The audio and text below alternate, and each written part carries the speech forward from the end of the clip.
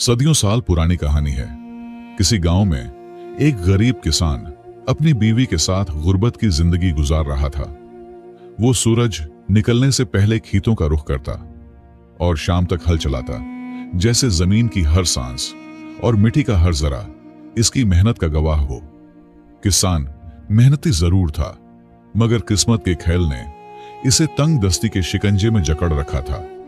इस गांव का सरदार न सिर्फ जालिम था, बल्कि लालची भी था, जो फसल तैयार होते ही अपनी ताकत के जोर पर किसान की सारी मेहनत लूट लेता और बदले में सिर्फ इतना हिस्सा देता कि किसान और इसकी बीवी मुश्किल से पेट भर सके।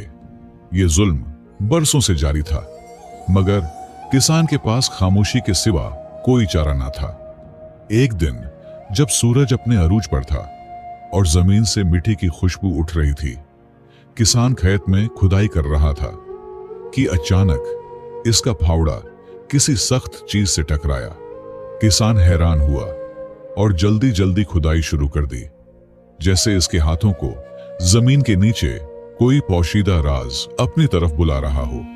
किसान हैरान हो गया और झुककर मिट्टी हटाने लगा। इसके हाथों में कपकपी और आंखों में तजस्सुस की चमक थी। मिट्टी हटाते हटाते एक लकड़ी का पुराना संदूक जाहिर हुआ, जिसकी सतह पर वक्त की धूल और पुरानी नमी के निशानात थे। किसान ने धड़कते दिल के साथ उसे खींचकर बाहर निकाला। इसके हाथ कांप रहे थे और आंखों में हैरत और खौफ का साया था। इसने आहिस्ता से संदूक का ढक्कन उठाया और फिर जैसे वक्त रुक सा गया। संदूक अंदर से चमकते हुए सोने और कीमती जवाहिरात से भरा हुआ था, जैसे सदियों पुराना खजाना सिर्फ इसी किसान की किस्मत में लिखा गया हो। इसकी सांसें तेज हो गई, दिल में खुशी की एक लहर दौड़ गई, मगर फौरन ही एक खौफनाक ख्याल ने इस खुशी को घेर लिया। इसने दिल ही दिल में सोचा, अगर गांव के सरदार को इस खजाने का पता चल गया तो वो इसे भी उसी तरह छीन लेगा जैसे फसल छीन लेता है। किसान ने पसीने में भीगे माथे को साफ किया और अपने दिल में फैसला किया कि इस राज को जमीन की तरह गहरा और मजबूत दफन रखेगा। किसान ने बड़ी एहतियात से संदूक को उठाया और चारों तरफ देखा कि कहीं कोई अजनबी नजर न आ रहा हो। फिर आहिस्ता से अपने घर का रुख किया। इसका दिल जोर जोर से धड़क रहा था, जैसे हर कदम के साथ इसका राज जमीन पर बज रहा हो। घर पहुंचकर इसने बीवी को बुलाया और उसके सामने बैठ गया। फिर धीमी आवाज में बोला, ये देखो बेगम, आज किस्मत ने हम पर कैसा मेहरबान चेहरा दिखाया है। बीवी ने हैरत से इसकी तरफ देखा और जब संदूक खोला तो इसकी आंखों में भी हैरत और खुशी का तूफान दौड़ गया। हीरों और जवाहिरात की चमक कमरे की दीवारों पर नाचने लगी। किसान ने गहरी सांस लेते हुए पूछा, मुझे बताओ बेगम, ये दौलत कहां छुपाई जाए? बीवी ने लम्हे भर सोचकर कहा, इसे सहन के कोने में दफन कर देते हैं, वो जगह किसी को शक में नहीं डालेगी। किसान ने इस बात को मुनासिब समझा, लिहाजा इसने फौरन बेलचा उठाया और सहन के एक कोने में गड्ढा खोदकर संदूक दफन कर दिया। मिट्टी बराबर करते हुए वो बार बार चारों तरफ देखता कि कहीं कोई देख न रहा हो। कुछ देर बाद बीवी पानी भरने के लिए घड़े के साथ बाहर जाने लगी और दरवाजे पर रुकते हुए कहने लगी, मैं कुएं से पानी ले आती हूं, तुम आराम कर लो। बीवी के जाने के बाद किसान के दिल में एक कांटा सा चुभ गया। वो खुद से कहने लगा, मेरी बीवी नेक है, मगर औरतों की आदत है कि खुशी हो या राज, वो ज्यादा देर तक उसे दिल में नहीं रख सकती। ये बात जरूर वो किसी सहेली को बता देगी और फिर बात फैलते फैलते सरदार तक भी पहुंच जाएगी। ये ख्याल आते ही इसने जल्दी से सहन का रुख किया, मिट्टी खोदी और संदूक निकाल लिया। इसकी नजरें दरवाजे की तरफ थी कि कहीं बीवी ना आ जाए। फिर वो घर से निकलकर गांव के किनारे एक ऐसी वीरान और खुफिया जगह पहुंचा, जहां सिवाय खुश्क घास और पुराने दरख्तों के सिवा कुछ न था। वहां एक बड़े पत्थर के नीचे इसने संदूक दफन किया और उस पर मिट्टी डालकर ऐसे बराबर किया कि जमीन बिल्कुल फितरी दिखाई दे। सुकून की सांस लेते हुए वो घर वापस आया। जब बीवी पानी भरकर आई तो किसान ने उसकी आंखों में देखते हुए संजीदगी से कहा, बेगम, कल हम जंगल से मछलियां पकड़ने जाएंगे। बीवी चौंक कर बोली, मछलियां? और वो भी जंगल से? कहीं खुशी में तुम्हारा दिमाग तो खराब नहीं हो गया? किसान हल्का सा मुस्कुराया और पुरस्कार लहजे में बोला, मैं सच कह रहा हूं, कल जब तुम जंगल जाओगी तो खुद ही देख लेना। इसकी मुस्कुराहट में एक ऐसा राज छिपा था जिसने बीवी को और भी उलझा दिया। अगली सुबह जब आसमान पर हल्की हल्की रोशनी फैल रही थी और गांव की गलियां अब भी नींद के साए में लिपटी हुई थी, किसान खामोशी से अपने बिस्तर से उठा। बीवी अभी गहरी नींद में थी और सहन में ठंडी हवा की सुरसुराहट के सिवा कोई आवाज नहीं थी।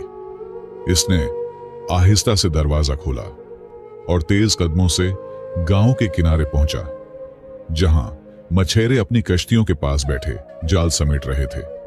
किसान ने एक मछेरे से ताजा पकड़ी गई मछलियां खरीदी, इतनी कि एक बड़ी टोकरी भर जाए, और साथ ही गांव के तनूर से ताजा गर्म रोटियां भी ले ली, जिनकी खुशबू फिजा में रची हुई थी। फिर वो सीधा जंगल की तरफ चल पड़ा। जंगल के अंदर दाखिल होकर इसने एक ऐसी जगह ढूंढी जहां घास नर्म और जमीन हमवार थी। वहां इसने मछलियां जमीन पर फैला दी, जैसे किसी झील के किनारे ताजा शिकार डाला गया हो।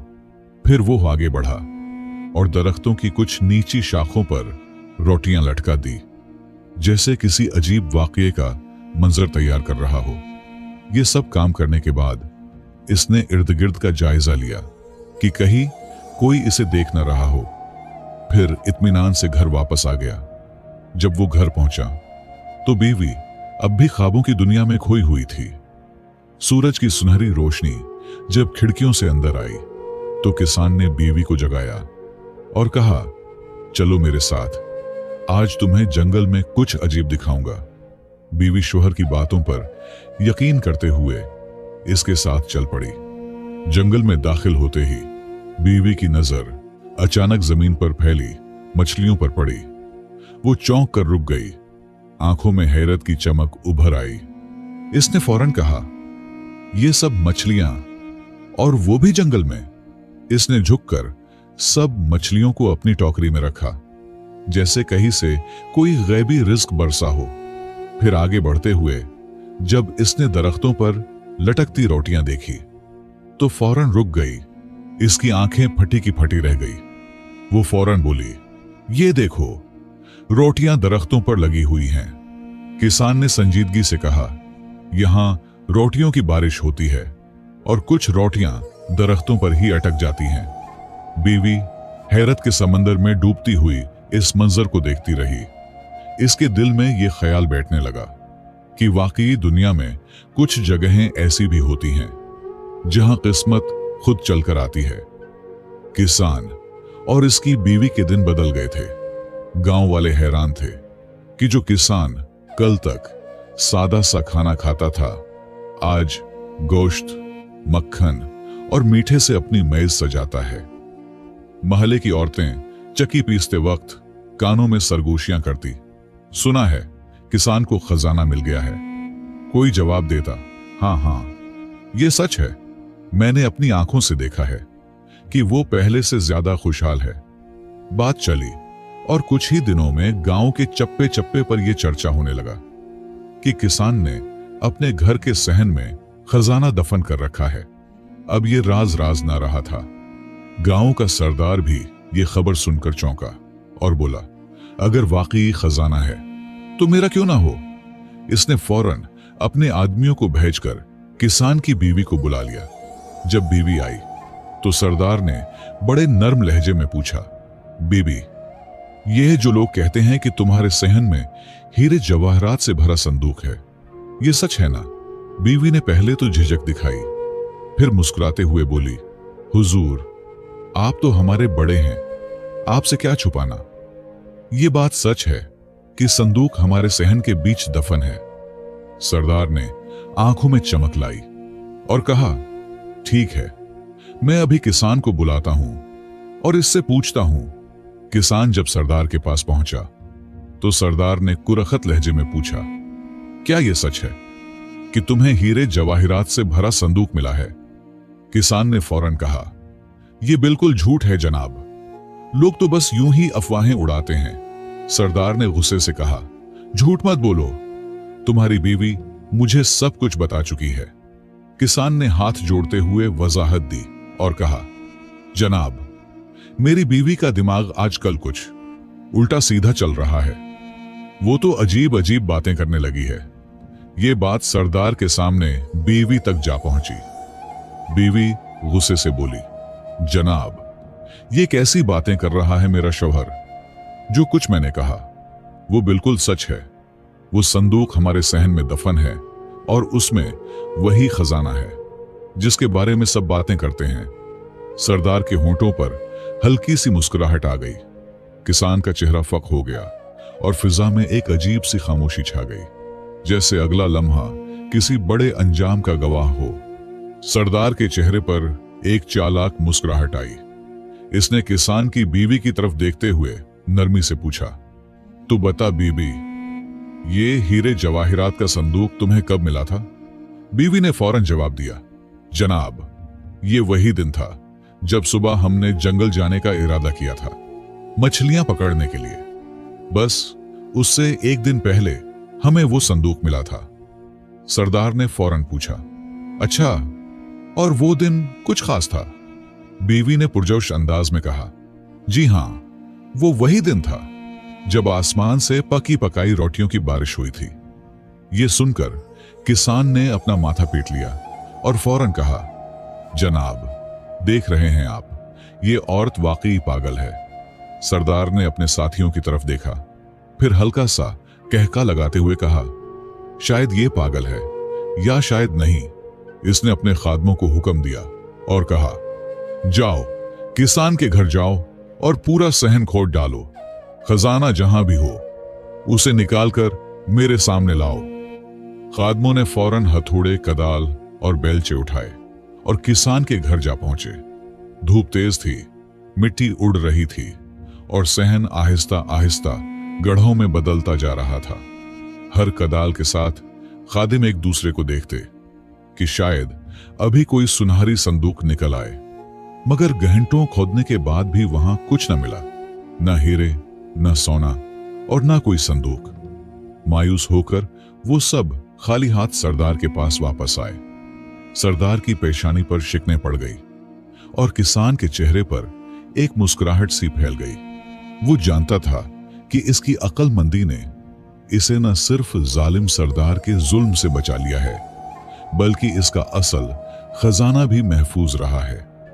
सरदार ने किसान को घूर कर कहा, देखो, मैंने तुम पर रहम किया है, लेकिन अगर कभी भी सच छुपाने की कोशिश की तो तुम्हारा अंजाम बुरा होगा। किसान ने फौरन कहा, जनाब, जो कुछ आपने सुना वो सिर्फ बातें थी, बाकी सब ख्वाब और ख्याल थे। सरदार ने हाथ हिलाया और सबको रुखसत कर दिया। जब किसान और इसकी बीवी घर पहुंचे तो बीवी ने गुस्से से कहा, तुमने सबके सामने मुझे पागल क्यों कहा? किसान ने मुस्कुराकर कहा, अगर मैं तुम्हें अक्लमंद कहता तो हमारा खजाना आज जमीन से निकलकर सरदार के महल में जा चुका होता। बीवी कुछ देर खामोश रही, फिर मुस्कुराकर बोली, मान लिया कि तुम वाकई चालाक हो, मुझे माफ कर दो। इसके बाद किसान अपनी बीवी के साथ उसी जगह पर गया जहां इसने खजाना छुपाया था। किसान ने आहिस्ता आहिस्ता मिट्टी हटाई और संदूक को बाहर निकाला। इसने ढक्कन खोला। अंदर चमकते हुए सिक्के, हीरे जवाहिरात और कुछ कदीम जेवरात पड़े थे। किसान ने आहिस्ता से कहा, यही है हमारा असल राज और ये राज हमेशा राज ही रहेगा। बीवी ने फौरन कहा, लेकिन कब तक हम इस खजाने को छुपाए रखेंगे? किसान ने फौरन जवाब दिया, जब तक हम जिंदा हैं ये जमीन हमारी मुहाफिज है और हमारे बाद शायद ये कहानी बस गांव की एक पुरानी दास्तान बन जाए। यूं किसान न सिर्फ सरदार के लालच से बच गया, बल्कि अपने खजाने को भी महफूज रखने में कामयाब हुआ। गांव में लोग इसकी चालाकी के किस्से सुनाते रहे और हर सुनने वाला ये सोचता कि शायद असल खजाना सोना चांदी का नहीं, बल्कि अकल और समझदारी है। दोस्तों, इस कहानी में किसान का किरदार हमें हाजिर दिमागी और अकलमंदी का दर्स देता है। इसने मुश्किल वक्त में फौरन ऐसा जुमला कहा जिससे न सिर्फ सरदार का शक कम हुआ, बल्कि खजाना भी महफूज रहा। दूसरी तरफ किसान की बीवी का किरदार हमें यह सिखाता है कि जज्बात में आकर हर बात जाहिर कर देना हमेशा नुकसानदेह साबित हो सकता है। वीडियो देखने का बहुत बहुत शुक्रिया। कहानी खत्म हुई मगर एहसास बाकी है। मिलते हैं अगली कहानी में, तब तक अपने दिल को कहानियों से जिंदा रखिए। अगर ये कहानी आपके दिल को छू गई है तो अपने एहसासात जरूर शेयर कीजिए। आपका एक कमेंट हमारे लिए एक नई कहानी का आगाज हो सकता है। सब्सक्राइब करें ताकि अगली दास्तान आप तक सबसे पहले पहुंचे और इस सफर में हमारे हमसफर बने रहें। क्योंकि हर दिल में एक कहानी छपी होती है, शायद अगली बार वो कहानी आपकी हो।